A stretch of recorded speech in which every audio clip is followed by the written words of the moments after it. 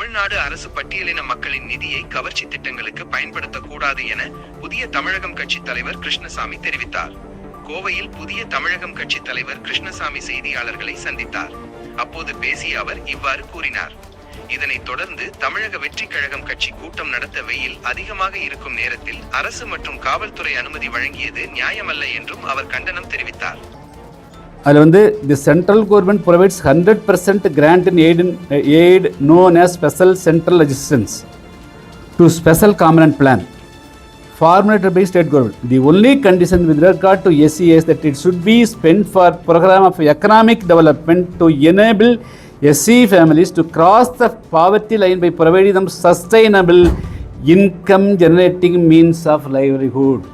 அதாவது அவர்களுக்கு தொடர்ச்சியாக வருமானத்தை ஈட்டக்கூடிய வகையிலான செயல் திட்டங்களை அமல்படுத்துவதற்கு மட்டுமே இந்த நிதி பயன்படுத்தப்பட வேண்டுமே தவிர வேறு கவர்ச்சியான திட்டங்களுக்கு பயன்படுத்தக்கூடாது என்பதுதான் அதனுடைய முக்கியமான விதியாகும்.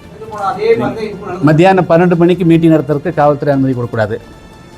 இது அற்புதமான மனித இல்லை. நான் சொல்கிறேன், மத்தியானம் 12 மணிக்கு அரசாங்கம் ஒரு மீட்டிங் கொடுக்குமா? போலீஸ் கொடுப்பாங்களா ஒரு அரசியல் கட்சிக்கு? எப்படி நடத்துறது? 12 மணிக்கு நடத்துங்க நீங்கள் போலீஸ் உத்தரவு போடுவீங்களா நீங்கள் ஒரு அரசியல் கட்சிக்கு? என்ன நியாயம் இது? இங்க பாருங்க, அப்படியே இருந்தாலும் கூட நீங்க வந்து ஈவினிங் நடத்துங்க அப்படின்னு சொல்லி அட்வைஸ் பண்ணியிருக்கணும். எப்படி? அது நான் நீங்கள் கேட்ட கேள்வி வந்து ஒரு அரசியல் கட்சி சம்மர் வந்து பிப்ரவரி மாதம் உச்சி வெயில் இருக்கிறது, 12 மணிக்கு மீட்டிங் நடத்துங்க, 1 மணிக்குள்ள முடிக்கணும்னு சொல்லுவீங்களா நீங்கள்? எந்த விதத்தில் நியாயம் இது? என்ன அரசாங்கம் நடத்துறீங்க? என்ன போலீஸு? அதே நேரத்துல அந்த முறையா அனுமதி சீட்டு இருக்கிறவங்க 4000 அதுக்குள்ள வேண்டாம். ஃபர்ஸ்ட் பேசிக் போங்க சார். வந்து வெயில்ல நிக்க முடியுமா சார்? நீங்க எப்படி சார் இது? நான் பாருங்க சார்,